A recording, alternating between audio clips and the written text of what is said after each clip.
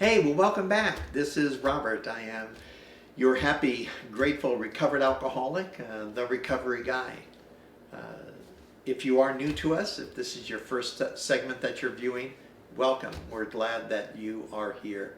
We're excited to be back in the studio as we continue to move through our video segments of the 12 Steps of Alcoholics Anonymous.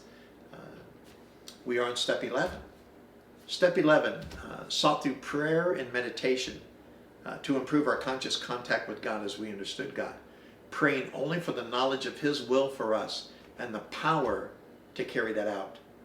Now, hopefully, by the time we get to step 11, we have, as Bill would say, we have solved the God problem. Now, if you still struggle with the concept of God, a higher power, or power greater than yourself, I suggest that you go back to read the chapter to the agnostic and be willing to turn your will and your life over to the care of God as you understood God. If you don't do this, then, in my opinion, this step is unnecessary and it can actually cause you harm. By the time you have worked through the steps and you've completed step 10, and you're doing that daily inventory, step 11 should be a natural progression to that. You should have developed a relationship with God that you're comfortable with, that you're ready to take to the new level. Now, there are a few important and exciting things about this step that you may have already discovered. In reading this step, we have stepped from a selfish and self-centered life position and into a place where others are important. Also, we are now ready to get power back. In step 1, we had to admit that we were powerless. We thought we had power, but we were actually dying because of our lacking of power. Now, as we move through the steps, we have access to the power of God as He expresses Himself through our commitment to a changed life and a personal internal desire to make a difference in the lives of others. Now, as we work through this step, and there's going to be more things that you may want to consider, but there are 3 areas that I think I want to observe and to consider today as we discuss step 11. Just as in step 10, and this is very important, this step is meant to be taken daily. For me, I must start each day with a positive affirmation that I need the power of God and the confidence that this power lends me. I'm going to repeat this because this is critically important to our sobriety and the continual growing and the progressing of our sobriety. I must start each day with a positive affirmation that I need the power of God and the confidence that such power lends me. This power is not only designed to encourage me, but a direct power from God that allows me to make a difference in the lives of people I come in contact, either directly or indirectly. This power isn't a power for me to use necessarily for me.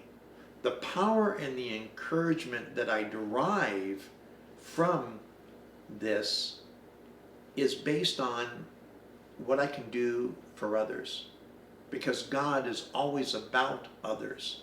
Remember, when we were out there ripping and running, it was all about getting what we wanted, when we wanted, regardless of the price that we had to pay or the price that we would cause others to pay. Secondly, the meditation suggested in this step helps us free our minds and we really find a place of contentment and peace that we found so lacking in our previous life of drinking and using. Meditation is the process of finding a place to release and reflect and to find inspiration to move forward in our life. Meditation actually will slow me down and helps release all the anxiety that would prevent me from the peace and the joy that my recovery can potentially bring me. I'm going to read that again. You may want to write this down. Meditation slows me down and releases all the anxiety that would prevent me from the peace and the joy that my recovery is designed to bring me. And really, isn't that what we want? We were always out there waiting for the other shoe to drop. There was no peace. There was no comfort. There was no rest, because we were always trying to get the supply, protect the supply, use the supply at any price. There was never any peace, for me anyway, especially the last 5 years of my drinking and using, when I moved into that chronic phase of addiction where I was always drunk and or high. There was never any peace. Even when I was passed out, I would still wake up with anxiety because I understood my condition. I just didn't know of a way out. And now, as the magic of the program and recovery has occurred in my life, and I get to step 11, any anxiety that I'm feeling through the course of my day, meditation and reflection helps alleviate all of that. That really frees me up to do what is best and become what I've always desired. And number 3, as we raise our heart and our mind to God, we are given a direction and a purpose that He has for us. We become His ambassadors in this thing called sobriety, and we begin sharing His unselfish will for all. And really, if you don't get a joy from this, then you need to do a checkup from the neck up, because this part should really excite you. We have a degree of unselfishness that occurs as a result of working these steps.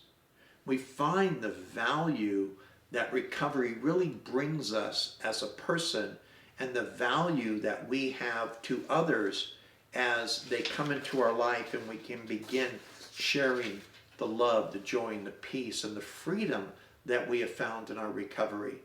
And the more we understand this and we seek God through prayer and meditation, and we begin to understand His daily purpose and direction for us in recovery, we begin to understand the difference we can make in the life of others. Finally, as chapter 11 closes in the 12 and 12, we are given this encouragement. It says, and I quote, "Perhaps one of the greatest rewards of meditation and prayer is the sense of belonging that comes to us. We no longer live in a completely hostile world. We are no longer lost and frightened and purposeless. The moment we catch even a glimpse of God's will, the moment we begin to seek truth, justice, and love as the real and eternal things in life, we are no longer deeply disturbed by all the seeming evidence to the contrary that surrounds us in purely human affairs. We know that God lovingly watches over us. We know that when we turn to Him, all will be well with us here and hereafter." And for me, knowing these things are true, and they have come true in my life, encourages me greatly. You know, in the beginning of the statement that I read, it says that perhaps one of the greatest rewards of prayer and meditation is the sense of belonging that comes to us. You know, when I was out there, that's all I wanted, was to belong. I just wanted to be a part of something. But I felt so isolated. I felt so alone. And that was so painful for me that I couldn't drink and use enough because the pain was always there. Sure, it was subsided, and at times I thought it went away, but there was always a quick reminder to tell me how alone and separated I really was. Now when I come into recovery and I feel a sense of freedom because I've solved the drink problem, it's no longer necessary for me to drink or use, and I enter into this thing called sobriety, to recovery, from that hopeless state of mind and body to a new freedom that passes all understanding. I can finally belong. I can finally become a part of. I can finally have a sense of purpose that God has for me in my life, that gives me the freedom and the joy and the completeness that I always wanted when I was out there drinking and using. We know that God lovingly watches over us. What a great reminder that the God of the universe, the creator of everything, who cares about everyone with the fullest capacity of love, watches over me. We know that when we turn to him, all will be well with us here and hereafter. And if you haven't felt that yet, I hope you continue to do the work and progress in your sobriety and work these steps, incorporate them into your life. Work with your sponsor, work with others. Take advantage of the gift of sobriety that's being offered to you. And I hope you find what so many of us have found. My name is Robert, and I am the Recovery Guy. Thanks for joining us today.